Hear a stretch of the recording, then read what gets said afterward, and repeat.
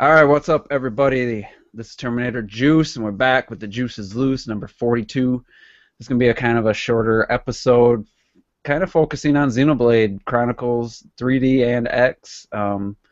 So I got two of the original Juice is Loose guys. I tried to get ASAP Rel, but he was busy babysitting his newborn. And so we got Derek and Mike back, and Team Juice back in action. So Derek, why don't you go ahead and say hi to everybody? Hello, everybody. You can go. You can say more too. Oh, well, Mr. Juice, it was an honor to be invited back. The past 13 Mondays without me have been like every Christmas morning waking up and finding coal in my stocking since I got no invitation. But it's truly an honor to be here. I don't think it's been that many. It's probably. No, I exaggerate for effect. Hyperbole. But I've been trying to get different guests on, and it's just been crazy. New people almost every week, but I figured we go back to the original here and get a couple RPG guys on and talk some Xenoblade. And but first, Mike, you want to say anything before we get started? Feels like a long time since I've been on the Juices Loose. Good to be back. And anybody miss me? We did one on Megas together after the Direct, but you haven't been on this podcast in a while. So let's start off by letting everybody know what you've been doing. Have you been playing games or anything else in life that you want to bring up? Just kind of set the table for what's been keeping you busy the last couple weeks, month, whatever, however long it's been since I asked you this. So we'll go with Derek first. I know for sure you've been playing one game, but if you want to kind of recap the last couple weeks. So, what's your for sure game? Xenoblade Chronicles 3D. Oh, I thought you meant Smash, because I've been playing that one too. Oh. Yes, so, it's been very productive. I finished Luigi's Mansion. I got that returned to you. Just tonight, again, my daughter asked me, she asked if we could play the Luigi Ghost game again. I told you. She was really sad when I had to give that back. Yeah. Quite upset. Speaking of, you gave that cartridge back to me, and I don't know where it is. I brought it in, and I may have lost it. So I got to make a note to look for it. But I did, for the record, everybody knows I returned it in good condition. Mm-hmm. So anyway, what were you saying? Sorry. Yeah, I've been enjoying the new 3DS. I've been playing some of those free Pokemon games, Shuffle and Rumble. I got into those way more than I thought I would. Free games work really well for me because I can only often game in small, occasions. So, yeah. When they limit your playtime by giving you hearts or whatever system, it works really well for me. I don't have to pay anything. All right, and of course you've been playing Smash. I think probably every day. About. All right, Mike, what have you been playing, or anything else you've been doing? Any anime you've been watching or something? Feel free to let everybody know. Too much anime that I've been watching. Games I've been playing. I've been playing the NES Ultimate Remix on the 3DS. I've been addicted to it since I got it free from Club Nintendo for the 2015 awards. And I really like it. Some of the games like I hate, like what's it called? The racing game that we have in Mario Kart. F-Zero? No, not F-Zero. The other one, Excite Bike. Mm. Yeah. So like I hate those mini games because they're so difficult. But other games like like they got like Donkey Kong Jr. on there, all the Zeldas 1, 2, and Zelda 1, Zelda 2, Mario 1, 2, 3, the Lost Levels, like 16. Some of them have like as many as 16 different mini games for each thing. So it's really fun, and I've been really into that. And I've also been playing Persona Q, trying to get farther in that game. And yeah, that's pretty much what I've been playing. And Smash Brothers on the side. And aside from that, and Mario Kart. Yes, and Mario Kart with the tournaments. I had my birthday was a couple weeks ago, and so I had a bunch of people over for my birthday for like the weekend. Then I got sick for like a week plus. I'm still recovering from that. And then I went to an interview around the time I was sick, and I aced the interview, so I got a job. And yeah, so that's what's been going on in my life. Exciting. Yeah. Good to hear that you're gonna be working and help you pay for some of these games coming out at the end of the year. I need the money, especially with the Amiibo shit. Oh, you don't even know it. I went to Amiibo. I had to go to. Everybody's freaking out right now about the new wave. I had to go on Play Asia, and I spent an extra, $5 because it's 20, without shipping, and then I paid the shipping, and so now I've got confirmed Lucina and Robin and Pitt. And who's the other one? Pac-Man? Rosalina. Rosalina, they're coming to me. They're going to get billed on June or July, one of them.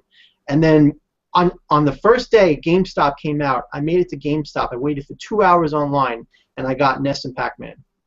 So they're going to be sent to me in the mail, too. So you're going to end up with them all eventually, I have a feeling. Nah, not all of them. You're close. You're getting close. I'm getting a lot of them. I thought Mega Man was going to be rare. I snagged one up 3 weeks ago, and now I see them everywhere. So those are the ones they actually got back in stock, which is kind of cool. I wish more of them would be like that. So basically, anyone watches the Saturday Night Juice? I did. I mean, I've been playing Affordable Space Adventures. Really cool indie game. I can't recommend that enough. It's a puzzle platformer with survival horror mixed together, and it's really clever, really cool. Atmospheric, amazing visuals, and it's just a great game. How much is it?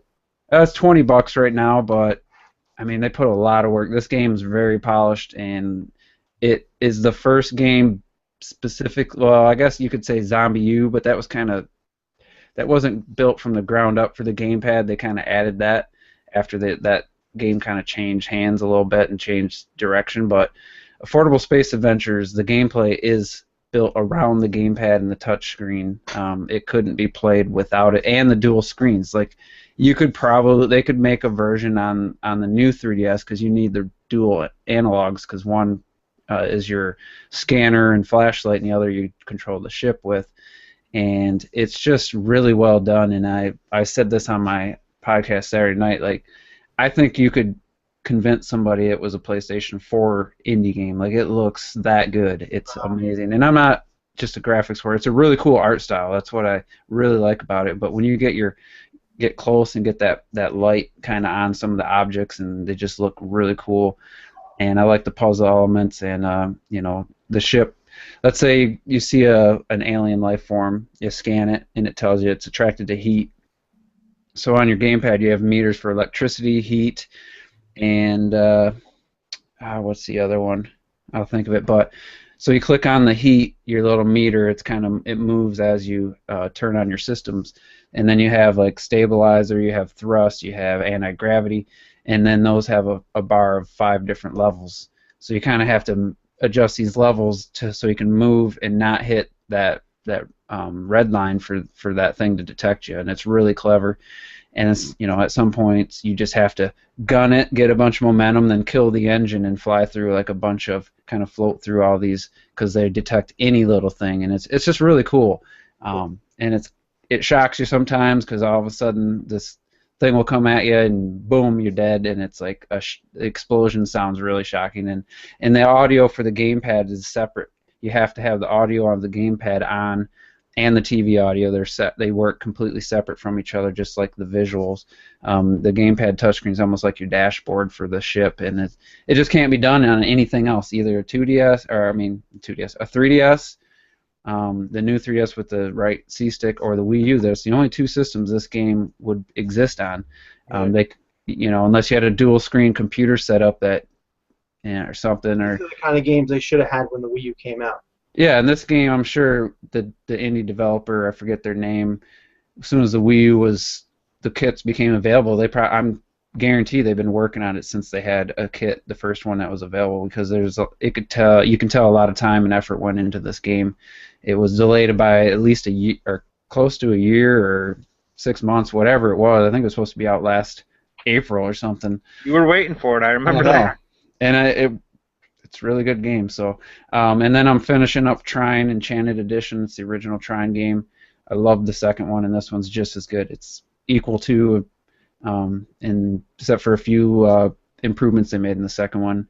And then Mario Kart 8, basically my tournament, had a good turnout. I wanted to give a big thank you to everyone. We had 2 lobbies, and our lobby was, what, we had 10, I think, 10 or 11 most of the time, and then I was surprised to see there was another lobby. I thought it was just us 11, and I thought Red Knight had the victory, and then I checked later, and it was Gray had the lead. I don't know what kind of group he was in, if it was a couple, 3-4 people, or if it was another solid, like 8 or 9 people in it, but it was a good turnout. It felt good. I had a blast. It was good to see Steel Fox back on the track, finishing ahead of me multiple times. Not in the, I think in the results, I think I got you, but there were some races where you were consistently ahead of me. So I don't know if you've been practicing without telling anyone, but you were doing good. I think it was good to see you back on the track, and Mike was there. We had a lot of Titanium was back, Wheels Pig. We had a lot of the original people on. It was a blast. I actually have more fun playing that game the last couple tournaments than I've had in months, so it's really exciting. When you get the right group together, it could just be really, really fun. Mm-hmm. And the mirror mode kind of, I'm going to switch it back to normal, but the mirror mode definitely got me a couple times. I know, Mike, you said you were... It was screwing me up big time. There was 2 tracks where I just could not... my brain just would not accept going the other direction, and I really struggled. But other than that, it's good to see everyone getting back into the game. I know the DLC hits a week from Thursday with the 200cc mode and the track, so definitely that's going to be a big tournament, and I'm excited for that. But I don't know, Derek, how did it feel to be back playing Mario Kart? I know it's been a little bit for you. You know, it's a lot of fun. Exactly what Mike said. You know, you get the right group together, and it's just a blast. I really enjoy playing with some people that, you know, it's been like a year, you know? I mean, you started doing these almost a year ago, and Mario Kart was what we were talking about. How amazing is it that we're still talking about Mario Kart, and some of the people in the tournament are the same people. Mm-hmm. Like, that's incredible. You know, and now we're all geeked about the same thing, this free 200cc. It's awesome that we're all going to come in, we're all going to play it together a year later, pretty much, and just, we had a lot of built-up memories there, a lot of awesome. Yeah. Harden 25, he won the very first Juices Loose tournament as under his Josh 25 or whatever name he had. And Titanium was there probably the second or third tournament, same with Wheels Pig. And then we had, you know, Tessa TLH 14 came probably a month into it or 3 weeks into it, and it's awesome. And I hope we get a really big tournament on that, a big turnout, because back when I did the Bayonetta 2 giveaway, we had 48, you know, racers, and it was just awesome. So very exciting. But let's get on to the main topics. I was say 200cc. I really want to do the second Rainbow Road on 200cc. And do that. Yeah. Know that jump I'm talking about around the corner? Mm-hmm. You can't make it now, but on a 200cc, you could probably jump that entire spot. We'll see. I've heard that they have some spots where if you try to jump, the Lakitu will grab you, even if you have enough momentum to make it. So we'll see what they allow, what shortcuts they allow, what ones they don't. So it's gonna be fun. But let's talk about Xenoblade Chronicles 3D. Derek, no, you never really you didn't seem to have much interest in that game back when it was out. It was kind of I didn't really know about it when it first came out on the Wii. It wasn't until X was announced that I really started hearing about it. But I think it was kind of off your radar. But now you have the game and you've been playing it. So I know it's got some different mechanics than most RPGs. So why don't you just give quick thoughts on how you feel about how it's different than other RPGs and how you're liking the game, and then we'll kind of lead into the X, the DAO video presentation they showed, and kind of tie those two together. So go ahead. All right. Well, when the Wii version came out, I'm going to go ahead and admit this fault of mine. I totally judged a book by its cover because I really am not into a lot of the big sci-fi role-playing games. Any of the big mech stuff, you know, Gundam, things like that. They never appealed to me. You know, that was just too foreign of a concept. I always liked the more medieval fantasy in my role-playing games. So I immediately dismissed this game because there's other Xeno games, you know, some are for the PlayStation and things like that, and they just never appealed to me. This one, I just assumed we were all on the same thing. left alone. Again, once X came out, I started paying more attention. I was like, wow, what a big world. Wow, the combat system is really cool. Final Fantasy 12, very similar combat system to that. You got the auto attack. You got your skills you pick. Final Fantasy 11. A lot of games, I think, World of Warcraft. Lots of games have this type of battle system. They have their different tweaks. I really like this battle system because it's not that turn-based. Turn-based has its own set of strategy, but I know you hate the turn-based style stuff. You always thought it looked so silly for your character to like take 2 steps forward, do his little swing, and then back step, and then there's like a damage. I know that never worked for you. You wanted a little more action RPG, and this kind of has that feel to it because playing this now, really glad that they offered us this opportunity on the new 3DS because it's gotten me more hyped for X because the world is just, it really is that big. You see the previews and stuff on X, and I had never played this game, so I was impressed. They jumped off the waterfall, they showed the world, they showed the flying around. I was like, wow, that's really cool. Look how seamless that is. And now here I am playing it on the 3DS, and I'm in the town or a bridge, you're on a mountain, you jump off into the river, and boom, you're in another zone. I mean, you're in a whole other area, another set of map. The loading is almost seamless. Some of the draw distance isn't fantastic, but I think that might have been scaled down for the 3DS. But I really don't even notice any issue because by the time you run up on something, it's there. But you can look out in the distance and you can see landscape that you can traverse to, and it really feels like the game is almost one huge zone, kind of like what they're talking about for Zelda for the Wii U, and exactly what they've been saying we're going to get on X. And that is an awesome experience. I cannot wait to do that again, explore another alien world on my bigger TV with even better graphics. It's just, I'm really enjoying this game so far, just for that exploration factor. The idea behind the game is so cool too. I mean, no spoilers at all, but I had no idea. You're on these 2 giant titans that used to fight. So your whole world is you're on the body of some giant beast.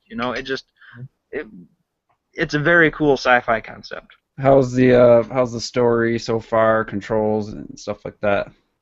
Well, you use the little nub, the C-stick nub, for your camera. It works really well for that. I know you didn't really love that C-stick for playing Steam. Some people do like it. You thought it didn't work very well, but I can tell you for the camera, it works really well. I use it without even thinking, and it's great. You can see around the world. The controls are good. It is an RPG, so you don't need to be super responsive on your buttons like you do Smash Brothers. You're not really inhibited by having a small controller. You hold it for a long time, your hand might still get cramped. Same type of problem you would always have.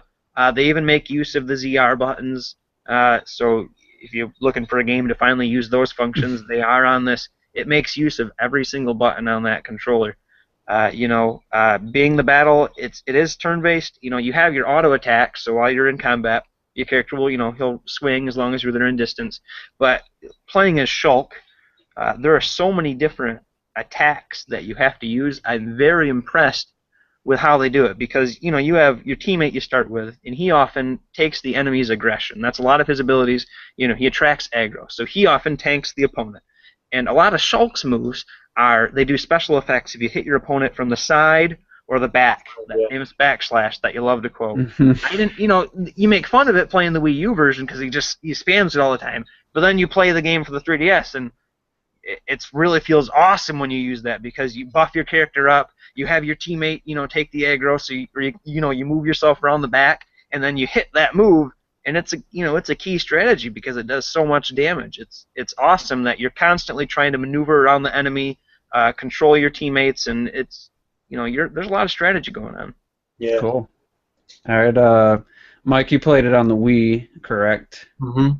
And was that Wii Remote Nunchuck or Classic Controller? How was the controls on the Wii version? I used the Nunchuck, and I thought it was fine. It was, you move with the Nunchuck. The camera control was, I believe, the D-pad. I think it was, and just like Derek said, the characters automatically fight. You just have to press the buttons and use the special attacks. And it was pretty straightforward. What I didn't like about the game was that I'm a perfectionist, so I want to do everything. And there are too many side quests in this game where you get like little to nothing, but you just want to do it because you want to complete everything. And you have this day and night cycle, and so like you got to go like to these towns in the nighttime, in the daytime, and you don't know exactly what time in the morning that you got to find this person to talk to start the side quest or to give him the items from the side quest. So that kind of frustrated me because I would have just not liked to be so bogged down where I actually like lost track of the main story doing all that stuff, and that's probably why I gave up on the game too early. But I, like Derek, I really did enjoy exploring everywhere. Literally you could literally run off a bridge, jump off a bridge, and go into the ocean and swim to an island and fight monsters there and get experience. And there was no hand-holding in this game. You literally have the freedom to do whatever you want, and it's pretty cool. And the scope is huge. So was there like animals to fight and like other like humans? I know there's like robot creatures from the Smash stage from Xenoblade that they have. Yeah, you can fight humans when it's like part of the story, and and the humans end up being your opponents. But for the most part, when you're around in the wild, you're going to be fighting creatures and other types of animals or whatever. Some of them don't fight you, and some of them do. Just like just like the Wii U version coming out, but the Wii U version is going to be much more expanding on that with all different types of animals. All big, large, and some docile, some plant eaters. Things of that. Some will attack on sight, others only when you attack them. Right. So I mean, as a non-RPG fan, everything you guys are saying is sounding pretty good. I'm a sci-fi. I mean, I love science fiction, so. The only real drawback to the game, aside from what I mentioned, that took me out of it personally because I get so caught up with things, is that the graphics weren't the best on the Wii version. Mm-hmm. I don't know, Derek. How are the graphics for you on the 3DS version? I heard they're even worse. They're not fantastic. I would imagine they're probably worse. I had read that they're watered down. A lot of the reviews, though they seem to praise the game. I think I mentioned to you guys this earlier. It was a little confusing. They praise the game and they love it, but everyone seems to agree that the ultimate game is actually on the Wii because of the watered-down graphics. Mm-hmm. That said, now that I've played it on the 3DS, I completely agree with why they wanted it on the 3DS. Such a big game. You can do tiny quests at a time. It's so much easier to do if it's portable. I don't imagine I would have been able to put the time into the game I have so far, given my schedule, if it was on my Wii or my Wii U. I'm probably going to go through X slower than I am this game just because I can't turn it on, do a side quest, and close the lid. At least I have a question for you, Mike. I was going to say X does support off-screen TV or right, play. yes, and that's huge for me. We've talked about that. Mm-hmm. On the Wii version, were you able to change the time, or did you have to wait for it? Okay, I know you can on this one, and it's still. I've skipped a lot of quests. I'm going to go ahead and say it, and it does. It hurts. I mean, you feel it like someone's punching you in the arm every time you skip a quest, and it's like, well, it's 1,000 coins, and I have. What am I going to buy? But yeah, I know exactly what you mean. If you want to complete that game, you're going to want a guide or something because it'll save you so much time. Yeah, I mean, you still got to do it, but there might be beneficial to see which quests are absolutely worthless, which ones you might get a little something more out of, and help you with the time of day thing.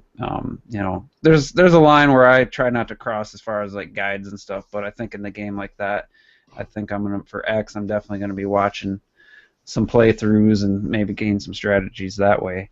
Let's talk about X now. I mean, Xenoblade Chronicles. Derek, I guess if you want to just give your final like impressions, what are you saying about the game? You seem to be liking it, from what I'm hearing.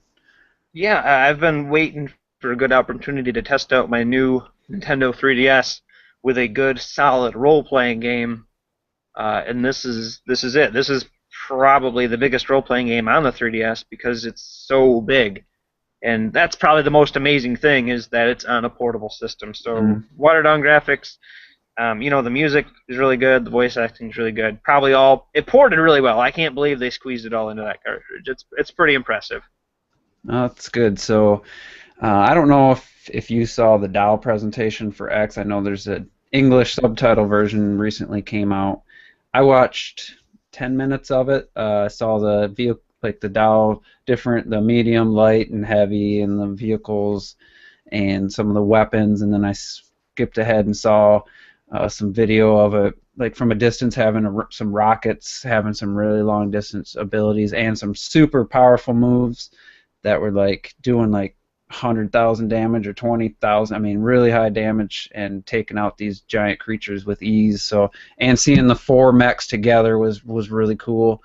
I didn't see any of the network stuff, so if you guys can elaborate, but I mean, I like mech stuff, but I'm not like a big Gundam follower. You know, I don't really follow that kind of stuff.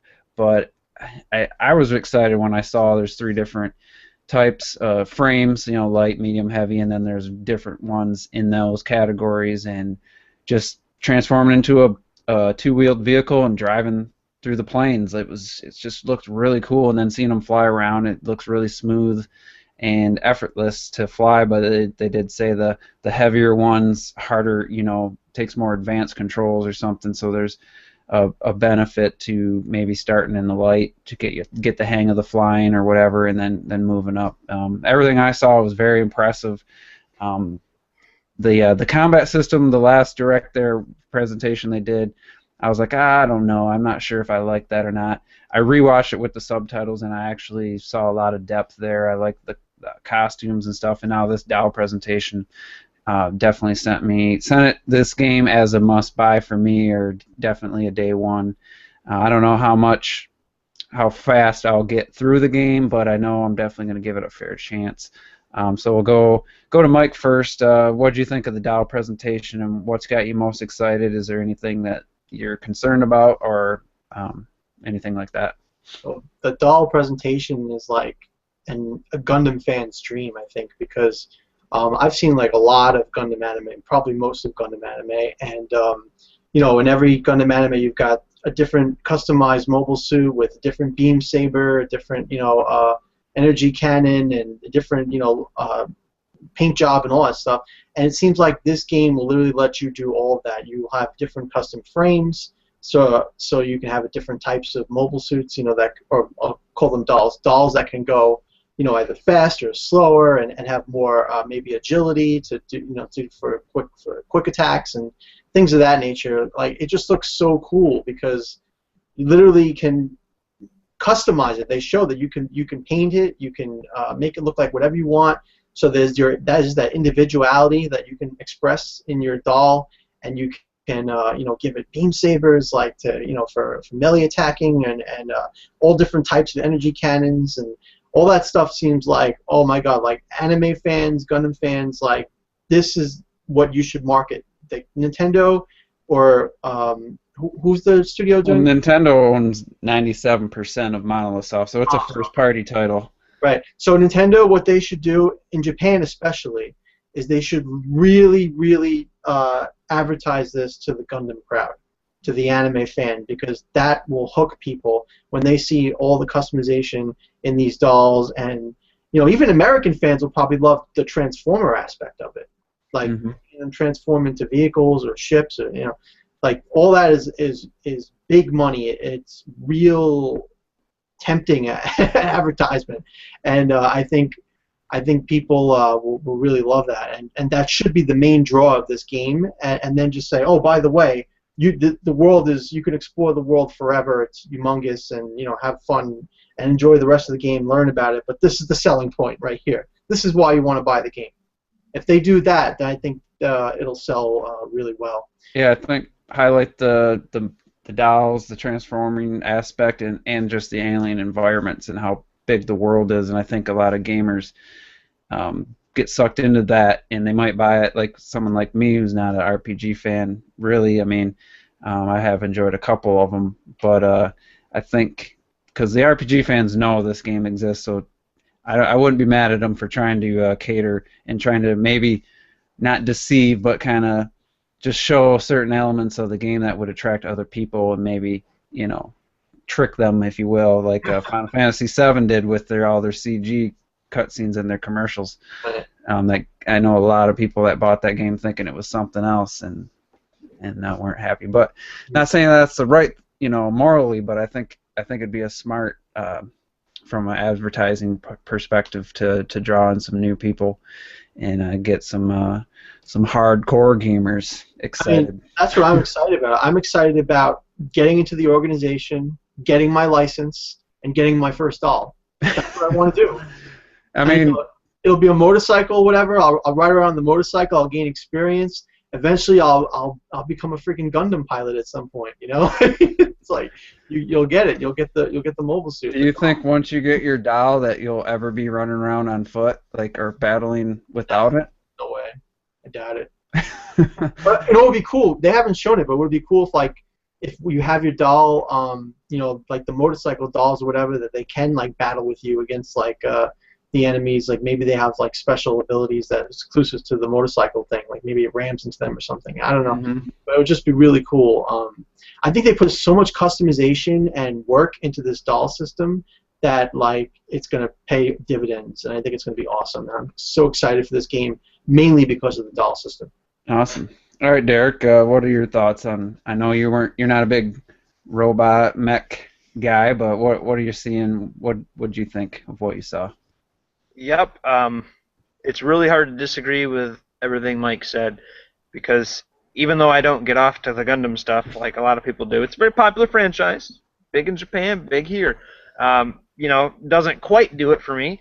But that said, just like how things about the exploration aspect of this game appeal to you as an NRPG player, the customization and the level of detail they put into these dolls appeals to me as a non-Gundam fan, because I think, exactly as Mike covered, all the stuff you can do and all the different options with these mechs, that's the meat and potatoes of it for me. I'm going to just love going through all of that stuff and exploring the world in every different option that just appeals to me.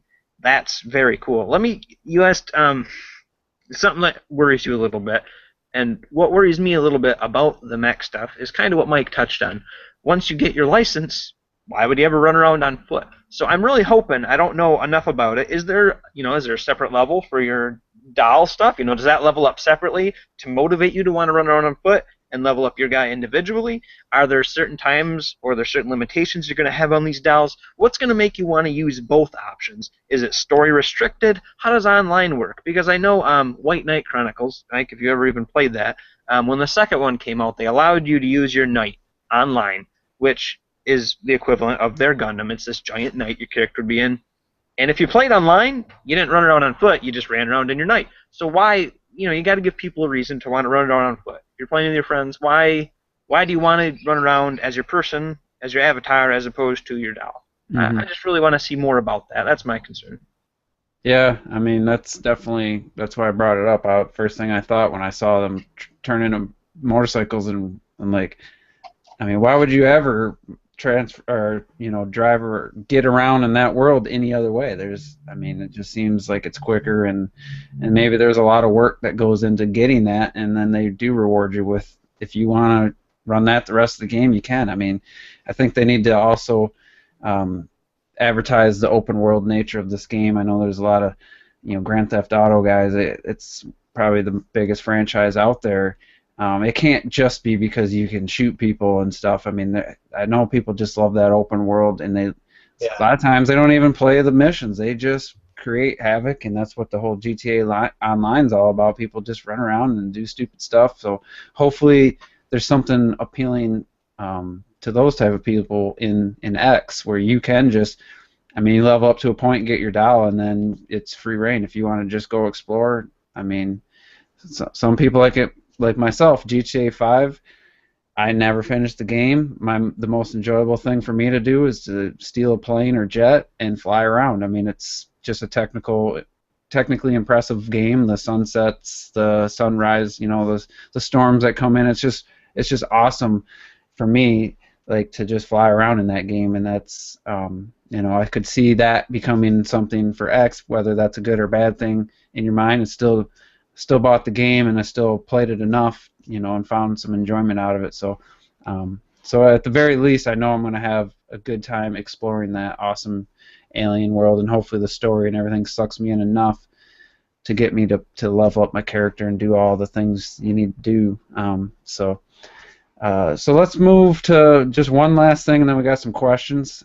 This is completely off of Xenoblade, but that surprise announcement trailer for Monster Hunter RPG using a very cel-shaded artistic art style, more of a lighthearted approach. That game looks amazing to me. Like I think Monster Hunter, the art style they have now, just it doesn't do anything for me, and I think that's part of the reason I didn't get into it. But this new trailer, just like I thought it was a Wii U game at first, and it says it's on the 3DS. It doesn't even say new 3DS. I don't know how they achieved it, but it looks cool. I don't know what's going to be different about it, but just real quick, I don't know, Mike, if you watched the trailer. I know Derek shared that with us. And I was blown away by what I saw. I was like, I don't know if Nintendo had a hand in making that game or having them choose that art style, but I know it's going to be a Japanese game. We probably won't get it for a year plus, but just real quick, what do you guys think of that? Well, I think it was slated for 2016 in Japan, so we're quite a ways out if we're even going to get it. But January of 2017, maybe at the earliest, probably. But that's exactly why I shared it, and I think the text I sent when I sent that link said, "Hey, am I just?" I think we lost Mike, maybe. I don't know. Am I just a huge Nintendo fan nerd or something? Because the art style in this appeals to me far more than the other Monster Hunter. For some reason, I just have to believe that because the art style changed, that everything else I didn't like about Monster Hunter is going to change. I don't know why I assume that, but I'm like, oh, it's probably going to control better and da-da-da. Of course, let me put this out there. Some people love the controls, strictly opinion, but I was excited about it. I mean, I really am interested to see, the trailer didn't show exactly what differences there are going to be, but I'm open to it. Yeah, I mean, it looks like it's hard to describe, like an older, like a really well done anime, hand drawn style anime, like animation style or art style they used, but it just looks so fluid, and I don't know, man. I'm just a sucker for art style, so I'm gonna try to message Mike real quick and see if he's still with us, and then we're gonna get to some questions.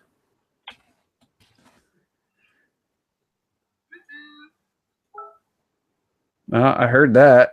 Oh, that was coming through on your end. So yeah, Monster Hunter RPG looks intriguing. Like you said, it's a long ways away, but I just thought that was interesting. They're planning. It didn't say new 3DS. I thought for sure it was going to be another new 3DS exclusive, and it didn't say. I didn't catch that, but you're right. It just says 3DS. We're probably not going to get very many titles that are strictly for the new 3DS. It seems like in the past with handhelds, even though they've upgraded them, there were far and few where there were new titles that required the new system. Yeah, I'm curious how many games actually are exclusive new to the new 3DS, and I thought for sure that was going to be one when I saw what they were doing with the visuals. And like I said, at first I thought it was a Wii U game. I was like, oh, that's decent looking, and then it was a 3DS game. I was like, wow. So well, hey, now that I've seen that they can put a game as expansive as Xenoblade on the 3DS with a world that big, that's opens the doors to them. I want to see some more of that stuff. And people I was asking him about the Monster Hunter RPG trailer, like that anime style, kind of a different take, a little more humor, a little less serious. So I don't know if you watched that, Mike. Yeah, I saw it. It looks pretty cool. I don't know. I've got to worry about getting into the Monster Hunter I currently own before I look at that. That's true. All right, so we got some questions here. We're going to just kind of rapid fire. There's way more questions than I was hoping for. I mean, I wanted questions, but then we have time for, because let's see, we got about 16, 17 minutes. So real quick, Capable Tie 7, a.k.a. Grayson Young, wants Derek to answer this question. Are you excited for Mewtwo? He says he's a big Pokemon fan, but he didn't know if you were. Oh yeah, absolutely. That's okay. That's my favorite Pokemon. I don't know why. He's. I'm trying not to gush too much, but yeah, he's pretty cool. All right. Island Hopper 64. Should Nintendo work with Namco to get a HD trilogy of Microsoft's Xenosaga games on the Wii U? Um, I'll take that one. I mean, they got X coming out, so that's going to occupy a lot of people's time. If they're going to do a trilogy, it'd have to be next year, and then or people want to go back and play these older games when they have probably their pinnacle, their masterpiece in Xenoblade Chronicles X. It might be worth doing if they could do it relatively cheap and get the rights without having to spend a ton of money. It might be worth Nintendo doing that. I don't know if anybody else agrees or wants to comment on that. I mean, if they can make it in HD, there's no point if it's not in 1080p. Yeah, don't just bring the game over and just actually do some work to Remaster it completely. Yeah. I don't see why not. I mean, Xenoblade. I don't know. Xenoblade on the 3DS is pretty much in everyone's hands now, so it's not really needed. I mean, it could be a nice little bonus if you wanted it on your Wii U, I guess. But if they added maybe like extra dungeons or. Was the Xenogear series similar? Or was it different? I mean, it was different. It had to be because I didn't love them. Xenogears. If we're talking about Xenogears. That's what we're talking about, the trilogy. I must have heard wrong. That's on the PlayStation, and that was a totally different game. That game was pretty crazy. Huge story in that game, and. Easy to get the two confused, though. I mean, yeah, they're both sci-fi. They both have giant mechs, and I think if Chronicles 3D and X do really well, I wouldn't see why they maybe wouldn't try that. So, all right. For the Xenogears games, I would absolutely love for them to come back to the Wii U, and even if they weren't 1080p because they were that good, but like they definitely needs to have something new about it, like. Because they don't want to completely remaster the game, because that takes a lot of time. Yeah. All right, Mike. Do you think Nintendo? This is from Teresa. Do you think Nintendo might be working on a paid subscription that would include system-wide voice chat? Do you think that might be what's replacing Club Nintendo? Because they did have that announcement of that partnership, and they said it'd be replacing Club Nintendo, plus it'd be a partnership which would integrate mobile. Games, 3DS, Wii U, and the next generation system coming later. Do you think that Nintendo would ever go to a paid subscription for their online? I would. I mean, I wouldn't put it past them to experiment with it because they experiment with everything. But like, I don't think that they are putting too much importance into voice chat.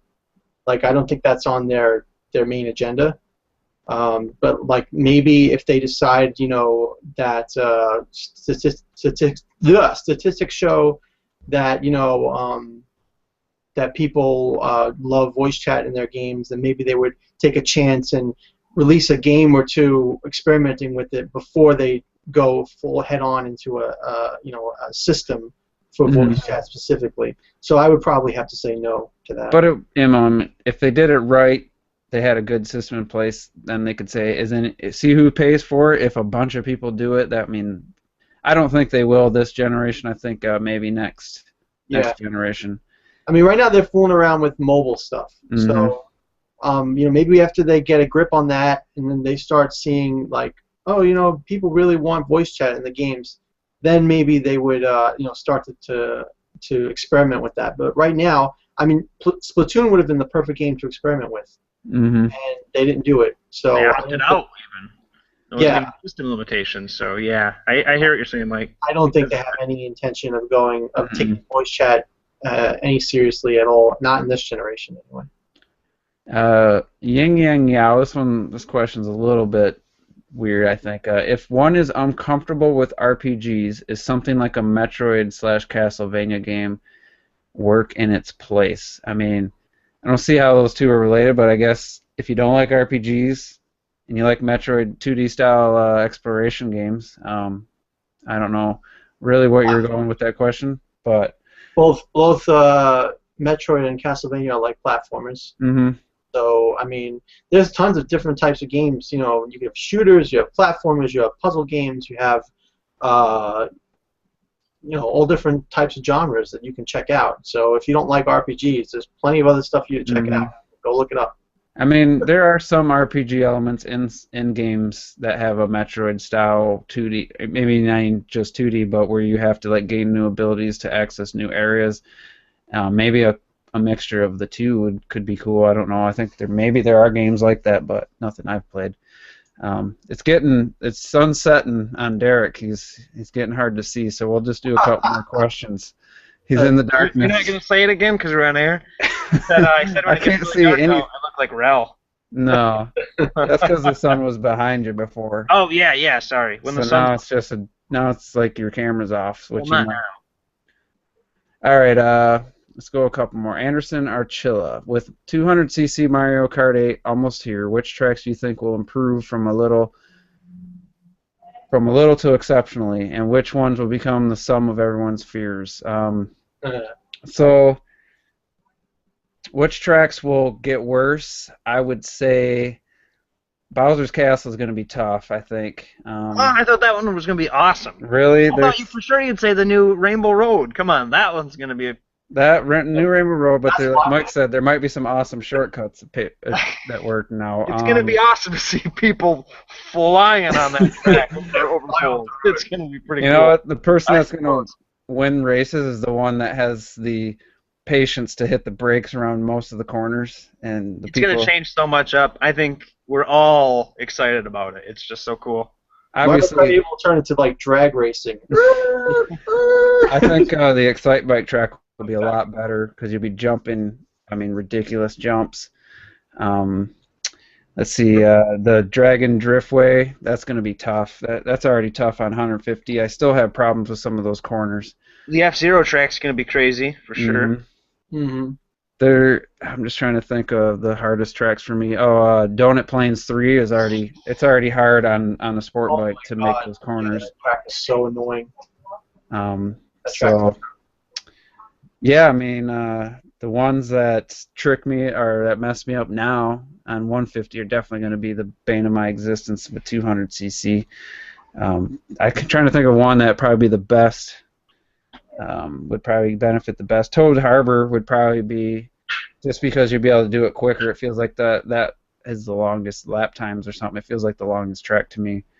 I don't see too many problems with that one. So, yeah, it's something if I thought about, I'd probably come up with a better answer with a little more. Mario stages. Mario Stadium. Probably, right? Mario Stadium, and the other one, the one with all the tires, and you have the shortcut to the tires. That one, we're good with that too. All right, let me. I'm just kind of reading some of these questions, trying to find a different. Here we go. GVGINU. When the ability to share custom stages makes it to Smash, who's going to be daring enough to download my levels? I know he's been working hard on the Mario vs. Donkey Kong. I still don't have the game, so I haven't been able to check them out. It's going to be interesting because I played on a couple people's custom stages because you can select them when you're playing online. So if I could put them on my system so I could practice with them and stuff, it'd be interesting. Maybe people will use that feature a lot more. I'm more interested in the replay sharing. Am I just gonna be able to go to my friends list, go to Mike and watch any of his saved matches? That would be interesting and that would be cool in my opinion. Awesome, yeah. I don't know how it's gonna work. There's very light on details with that, but that's coming the 28th. We'll get all that, so we'll see. All right, let's see. Here's another one from Robert Durant. I don't know what this is referring to. Let me see. Oh, he was in Grayson or Capable Ties group. He says it was 4 people for most of it. You should turn off CPU and turn on shuffle. Robert, you haven't been around long enough if you were asking to turn on shuffle, because the shuffle system is a disaster. It's terrible. Most of the time you're racing with one other person. And you can't turn the CPUs off because then the people in the second group, if there's 4 of you, first place gets 5 or 6 points, and there's no reason to play. You have to have the CPU on. Trust me, I tried it every way, and the way it's at now is the only way that works. It does suck that a group of 4, they're going to get more points because they're going to finish in the top 4 almost every race against the CPU. Maybe Nintendo could bump up the CPU difficulty and make it very hard. But in our race, I mean, we had a couple CPU characters finishing in the top 3 a few different times. I forget who. I think it was Daisy, because Derek was Daisy, and then the Daisy CPU kept freaking finishing ahead of me. Yeah, see, that's why you were confused. You were just mixing me up for the CPU. And I hate her. Her shouts and yells are just really annoying. See, and I like her shouts and her yells. Yeah, it's so annoying, but it's all in good fun. All right, Teresa Hammond, what do you think about Baby Park and Neo Bowser City possibly being in the new packs of Mario Kart 8? I'll answer the Baby Park. Yeah, go ahead, Mike. I think Baby Park is not going to be good because in Double Dash we had, twice the items, and we had gigantic shells flying around everywhere and special abilities, that were bouncing around Baby Park like a pinball machine. So it was fun. You had to dodge everything while you're racing. You had to make the corners tight.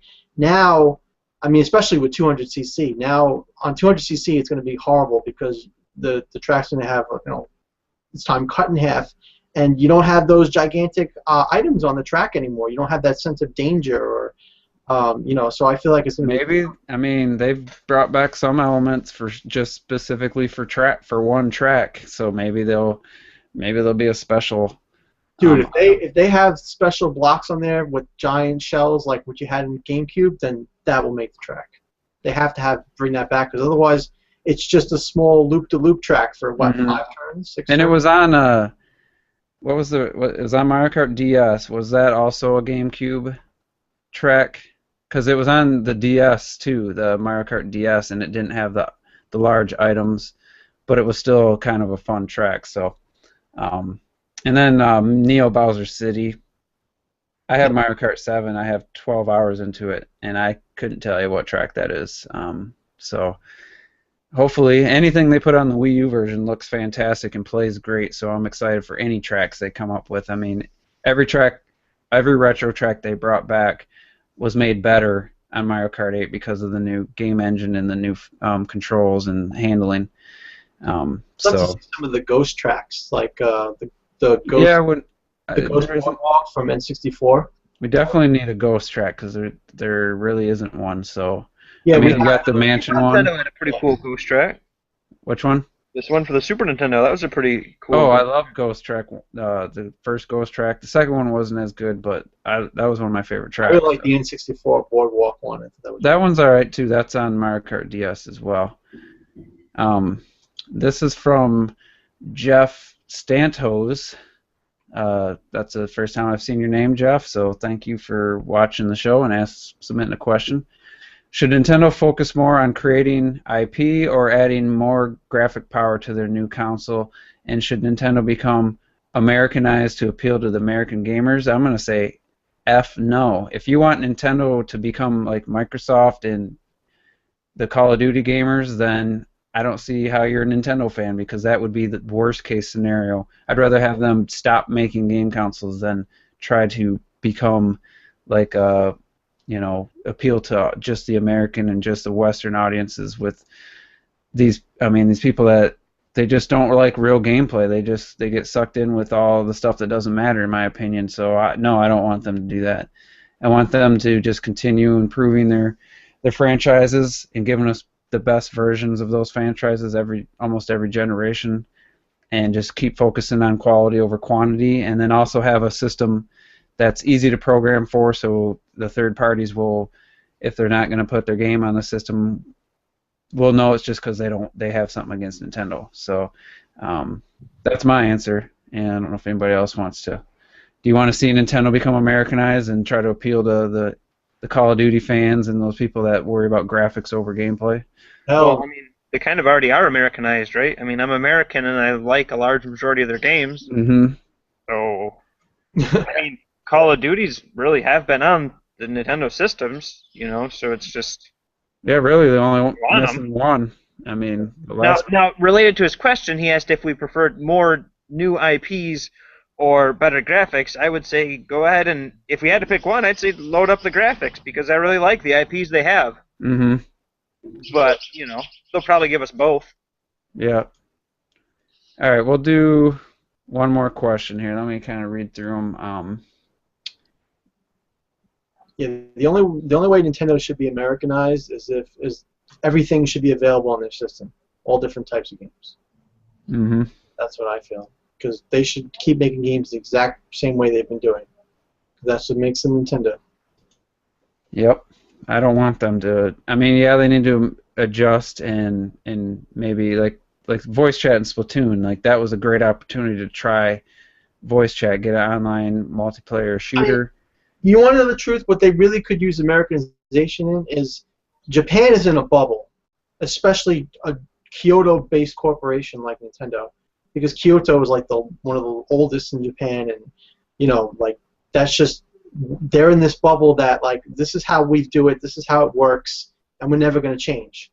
And like they need to like change their ways when it comes to like YouTube and when it comes to things that they're not experienced in, things that they're experimenting in or whatever, and they got to adjust. That's the only way Nintendo should broaden their horizons. But their game making is top notch, and they should never change the way how they make games or come up with their IPs and their plans and things of that nature. They just need to make sure they're up to date with the rest of the world. That's well said, Mike. So I'm going to take this last question, and we're going to wrap this up. This is from Capable Ty. Will I get Black Ops 3 if it shows up on the Wii U? Absolutely. Black Ops 2 is the best Call of Duty game that they ever made, and if they make Black Ops 3 for the Wii U, I'm going to support it unless it gets shown before and it's just a really crappy port of like the Xbox 360 version and there's no real effort put into it.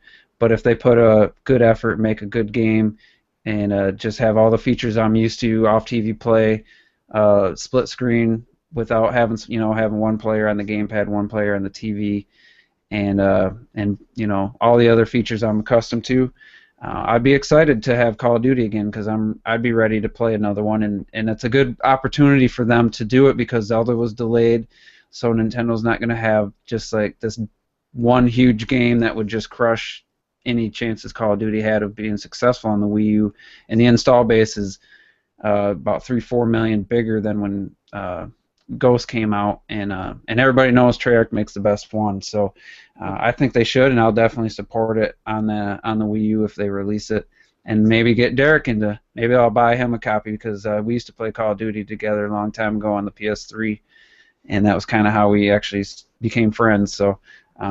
So I'm all for it. Hopefully, I'm really hopeful that this will come to the Wii U, and so we'll have to wait and see. But yeah, that's gonna be it. There's a lot more questions. I'm sorry, guys and gals, but just ran out of time.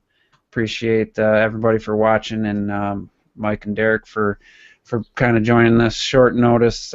So yeah, let's do the final thoughts, and then we'll end this. So we'll start with you, Mike. Final thoughts. I am super excited for Xenoblade X on the Wii U, mainly for the dolls, and for the customization and for the exploration, and just all the creative ideas they come up with in that game. Looks to be really exciting. I'm also excited for Fire Emblem Cross Shin Megami Tensei. I think that looks great. Like really anime style graphics with different elements from Fire Emblem and different elements from the Shin Megami Tensei series merged together into one story. Looks awesome. And also, planning on getting a PS4 at some point so I can get like Persona 5 and the new Batman game coming out. Those are the games I'm really excited for. And yeah, great to be on the Juice is Loose again. Check out my channel. I'm doing more gaming content now. It's NW Order for Life, NWORDER number 4 and life. And every time something happens with gaming and news, I'm going to try to make a video about it and try to make my channel a little more game centered now. All right. Thanks, guys. Derek, now that you're in the darkness, any final thoughts, and then we'll wrap this up. All right. Well, I'm very thankful for the Nintendo Direct that they gave us on April 1st because we had some bad news. I mean, things were really good. Then, we got Zelda delayed, and everyone was kind of like, oh, we really need a Direct. I'm glad they came through in a pretty timely fashion, gave us a Direct, and look how much people have to talk about. Because all we were hearing about the 2 weeks before that was Zelda's delay and Nintendo's working on a new console. Everyone was like, you know how the media, everyone was jumping ship, Nintendo doomed again. So I'm really thankful they timed that one right, and they put in a lot of stuff that people are looking forward to. Still, of course, there's more questions out there, more we want to see, but I think there's just a lot of exciting content they gave us. Sorry about the car going off. That's all right. And I think E3 is and the sirens. Apparently, I live in a bad neighborhood now. At this time, as soon as it got dark out, shit got real. So. That happened. So I thought that direct was overall was pretty good, but I think they had to hold back because E3. I think they got a lot of good stuff. If they don't, I mean, they're screwed for 2015 if they don't have just an amazing E3 with some surprises. But anyway, that's going to be it for this Juice is Loose. Thanks again to everyone who was watching this whole time and submitting questions. Sorry I didn't get to every one of them, but do the best we can. So that's going to be it for this, and we'll see you next week, and look forward to seeing people on the tournament on Thursday, and getting more and more people each week, and getting ready for that DLC pack and 200cc. So that's going to be it. We'll see you on the next video.